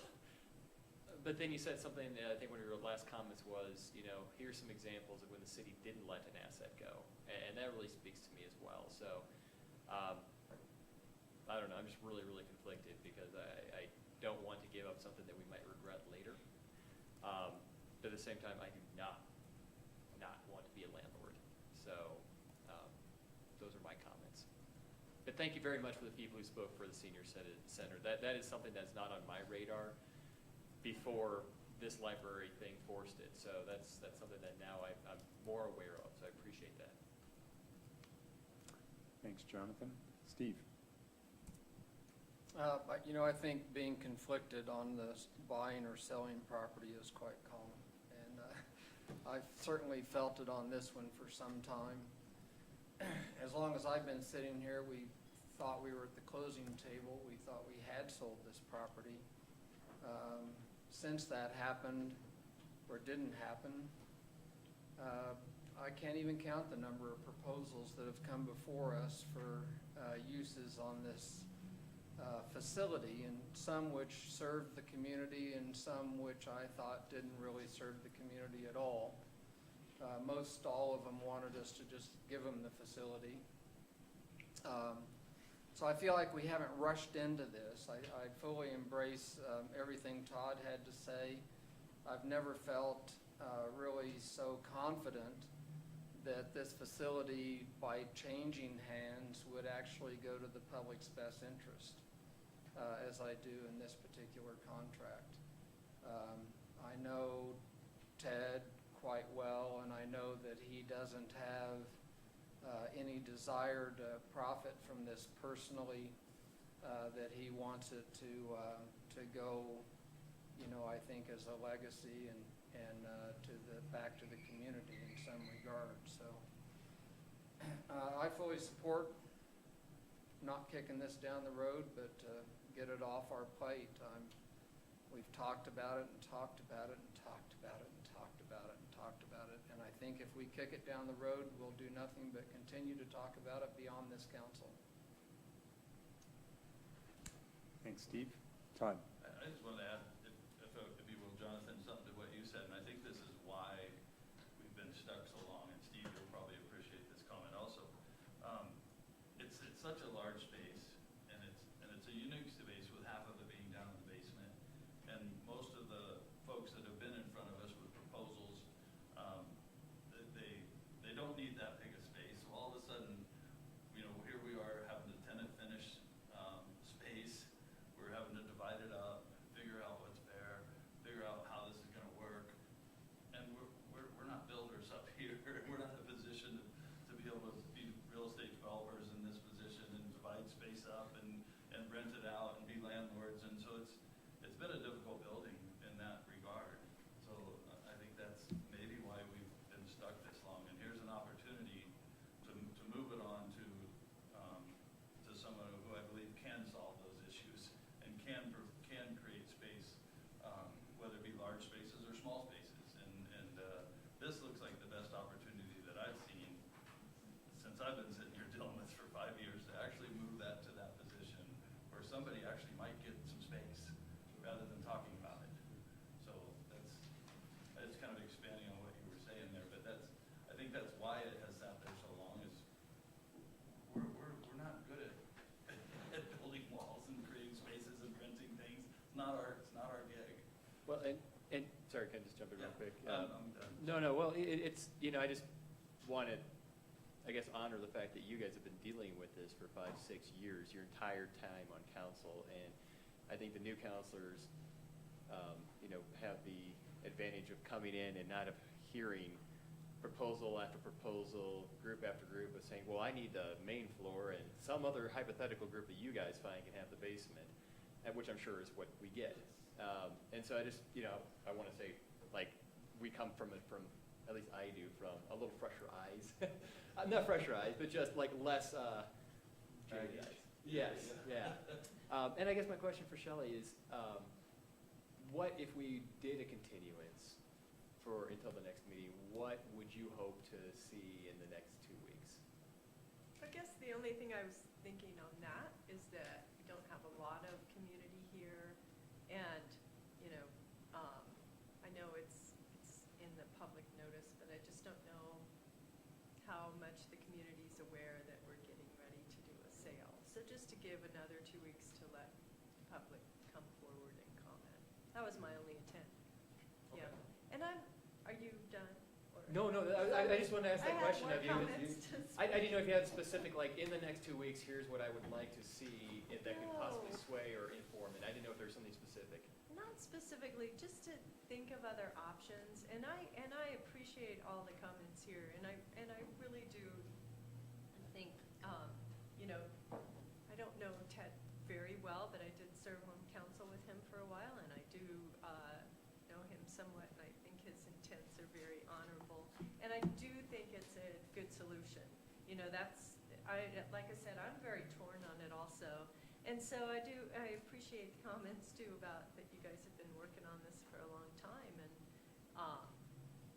you know, if it's too difficult for the city to try to be a landlord and run that building, then maybe it is better to put it into the hands of someone in the community that we know has very good intent. So I can see that working. I guess I wouldn't mind having some more control over that, kind of stated somewhere or in the contract, but at some point we have to go on faith too. I don't know if I will vote, if we vote on this tonight. I don't know if I can support the sale tonight, but I do appreciate where it's going, and I appreciate the intent. I just have a hard time letting the building go, so. Thanks, Shelley. Rick? Do we know what the imperative is for youth zone? I mean, when do they have to be out? I think they have been looking for some time. You know, they're currently on school district property. School district has notified them that there's going to be a transfer of that property, obviously underneath the IGA with the city. To the extent that development in the Confluence area commences in the next year or so, I would say probably 9 months-ish would certainly be the hope that we would start maybe seeing some activity down there. So that's kind of, I think, the timeline that you're looking at. So assuming, for argument's sake, this particular contract goes 120 days, we're roughly at the beginning of 2018, that would give them, 6 months or so to do whatever tenant finishes they need to do and then actually physically get themselves moved. So. And they have serious constraints where they need to be as well. They do need to be downtown. Close to the courts. There's definitely, from a service standpoint, from their clientele to be most effective, really walking distance to the courthouse is important. And frankly, to this building, because we utilize them in the municipal court here on the juvie docket all the time. Well, from my perspective, I think that we're lucky to have someone in the community who has a wherewithal and, the heart to want to step in and do something like this.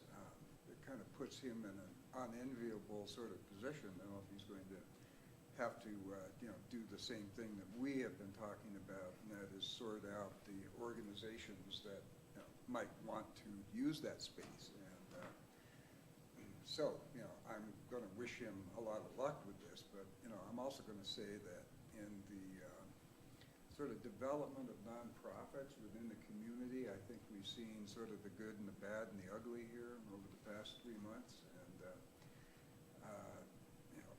idea that a nonprofit would be sustainable, I think is something that kind of hits at the heart chords of most people within the community, and that we don't have organizations that come and, want to have things for free, but, see things as a partnership. And so I do see this maybe evolving over time. I mean, I think this is sort of a healthy thing that we're going through right now. I think that, for Ted to sort all of this out, he's probably going to need, a little guidance, a little help. He might even want to think about a board. And again, I don't mean to speak for him. The contract doesn't say that, but he's in kind of a position where if half the space is going to go to youth zone, he's going to need some guidance, I think, and some help from people in the community about figuring out what could go in there next. And there's a lot of hungry mouths out there, as we've seen. And so developing capacity, I think, of organizations to step up and, firmly make a commitment, a sustainable sort of commitment for that space is going to be, I think, the next phase of development of nonprofits in Glenwood. So I am going to vote yes if there is a motion for this, and I'm also going to, offer some commiseration to Ted as he makes all of this happen. Thanks, Rick. Jonathan, did you want to say anything else? At some point I did, but I think Rick answered it. Okay. Sorry. No, that's all right. Kathy? I just wanted to make just a couple other comments, and thank you for mentioning the senior center and trying to talk a little bit about that, because we do keep hearing about the need for senior programming and for a senior center of some time. And Chelsea, I think you mentioned, going after grants for operational. Very few grantors will grant for operations. Capital projects, yes. Usually operations, not so much. So my concern with a senior center and using city property or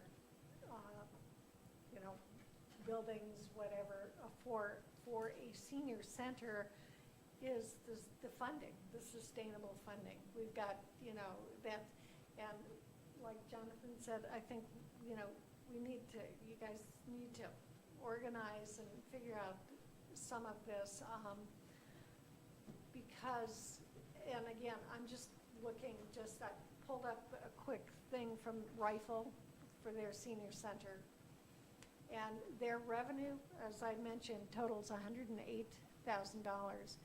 Their expenses, their budgeted expenses are $361,000. This city cannot afford right now to subsidize to that extent.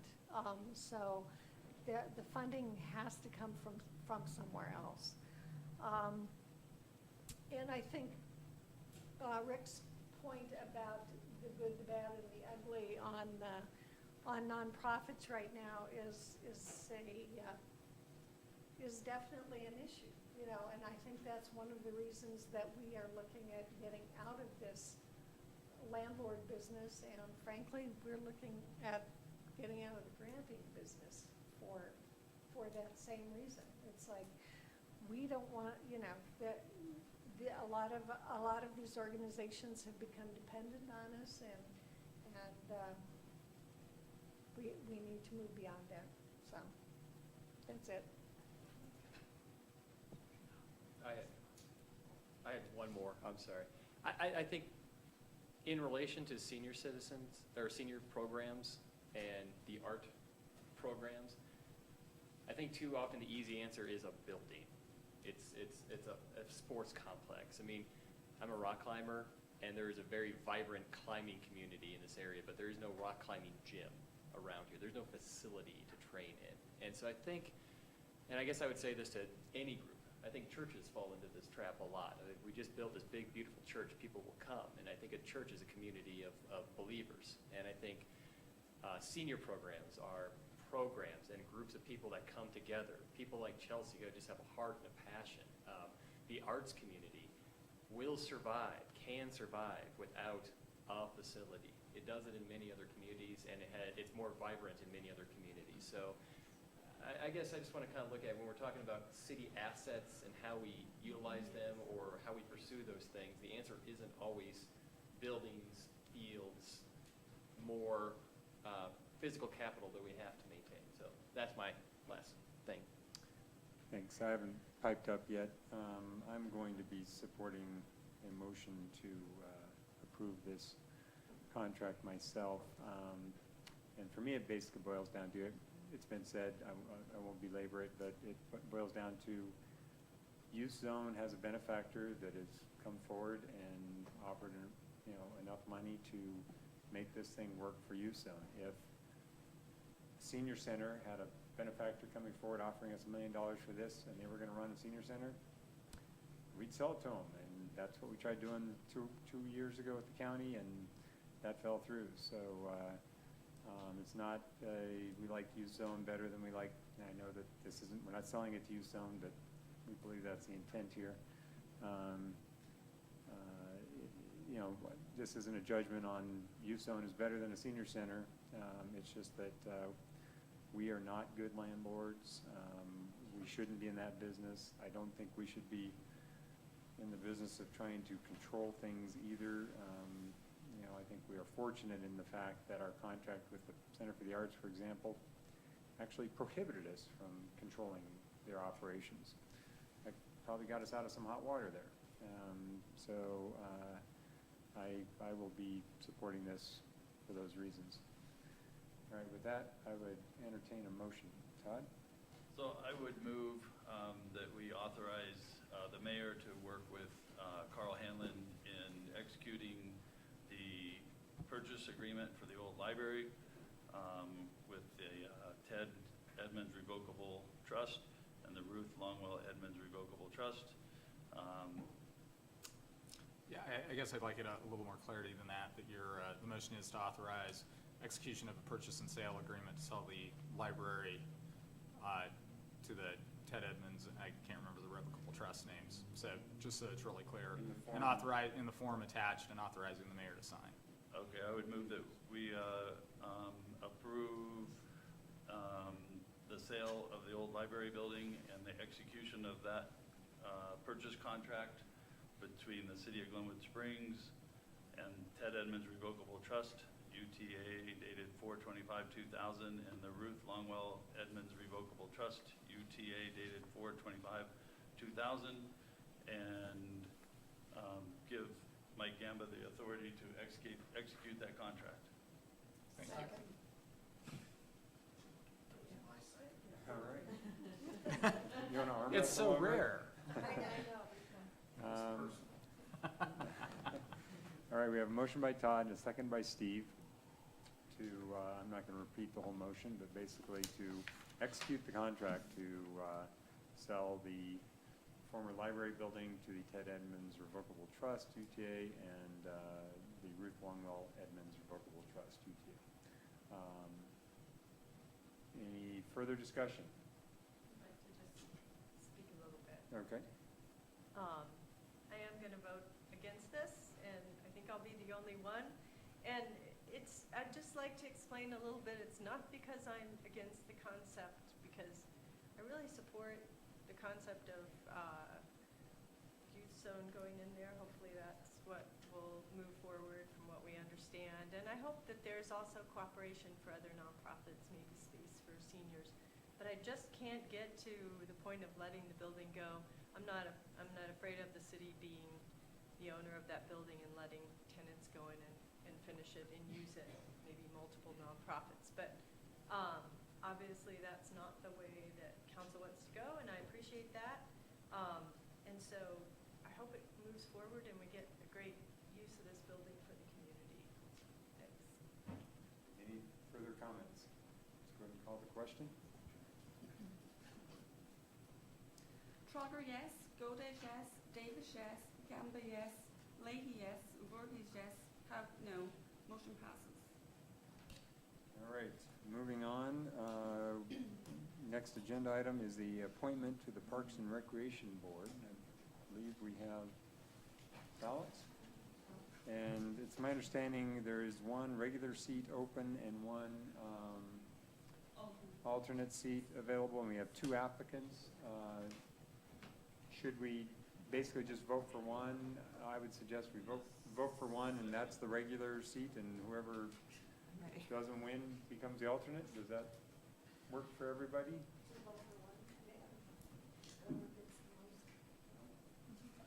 Well, I think we should vote, because if the second person doesn't get plurality of the votes, then maybe he's not even on the ballot. Well, they're both on the ballot. All I'm saying is we're voting for the regular seat. Oh, I see. And whoever doesn't win the regular seat is the alternate. Gotcha. Does that work? It's funny, after all these years, we still go through the rules. A good idea.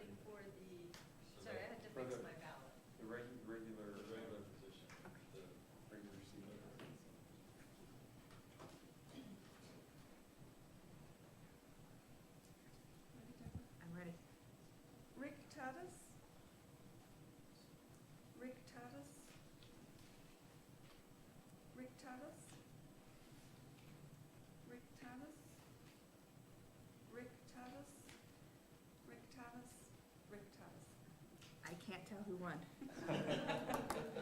Give me a recap. So do we need a motion to appoint Rick Tatus as the regular member and Bill Yes. Livingston as the alternate? Yes, Okay. that would be I great. I would move to appoint Rick Tanis as the regular member of the Parks and Rec Commission and Bill Livingston as the alternate. Second. All right, we have a motion by Kathy and a second by Jonathan to appoint Rick Tatus as the regular member and Bill Livingston as the alternate member of the Parks and Recreation Commission. Any further discussion? Well, thanks to both of them for Yes. applying. I mean, we appreciate the help. Our boards and commissions are, I believe, now very effective for us. So anyway, we appreciate both of those folks applying. I agree. All right, let's go ahead and call the question.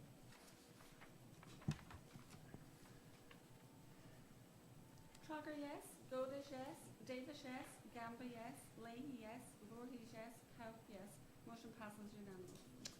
All right, now we're up to the city manager report.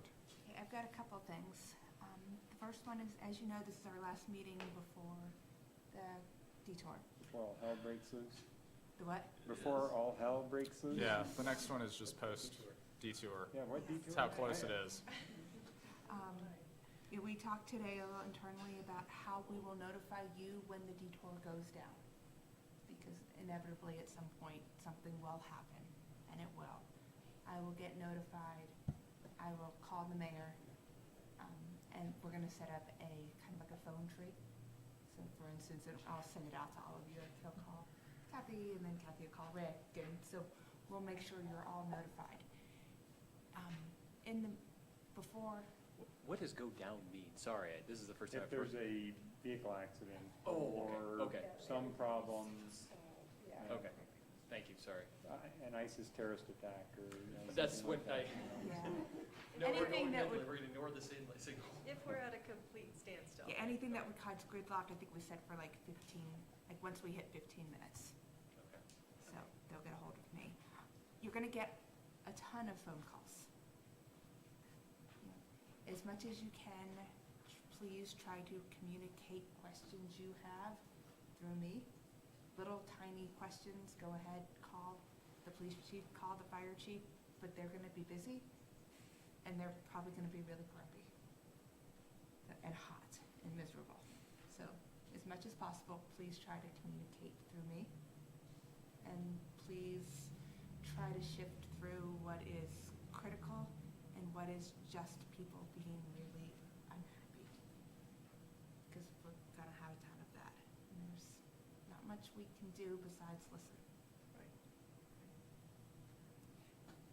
And at the same time, we're setting up the call, we'll also have Patrick writing press releases. So we will try to make sure everyone is notified as much as we can. Questions? Yeah, why phone calls?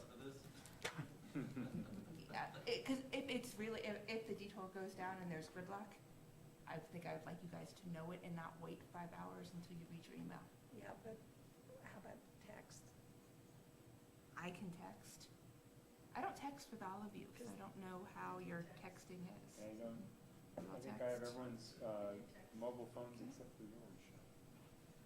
Okay. So, if Yeah, you wanna 'cause it keep it a seems like secret, that's texting- okay.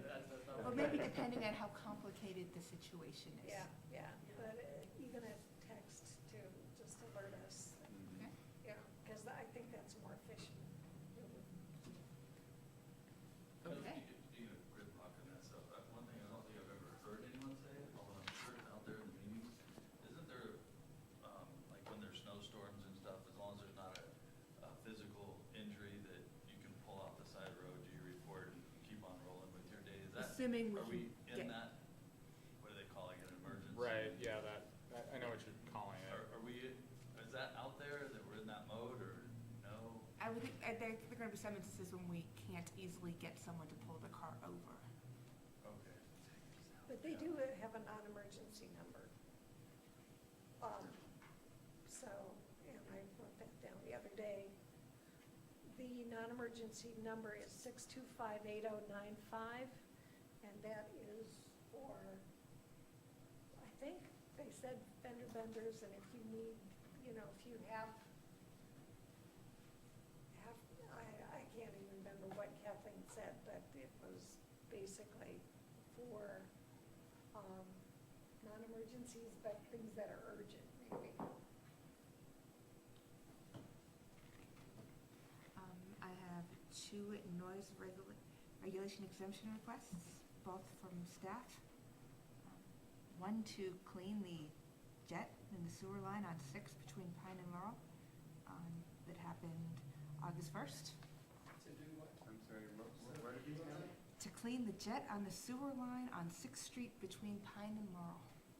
For the new council members, whenever I have a waiver for noise exemption, I just have to tell you at the next meeting. So, So they were making too much noise yet, not the, they had to do work after hours. So whenever they had to do work after hours, and it made a lot of noise and. it would just make some noise. I don't know how much noise it made. We didn't get any complaints, but. And the second one was to inspect and clean the water valve boxes on Midland from 7th to 27th Street and Grand Avenue from 7th to 27th Street.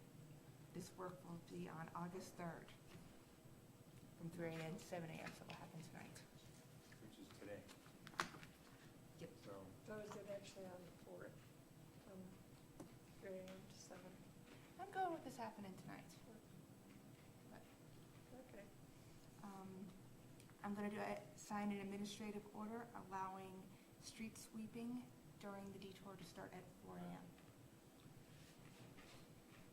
I just wanted to let you guys know. That's all I got. all right, thank you.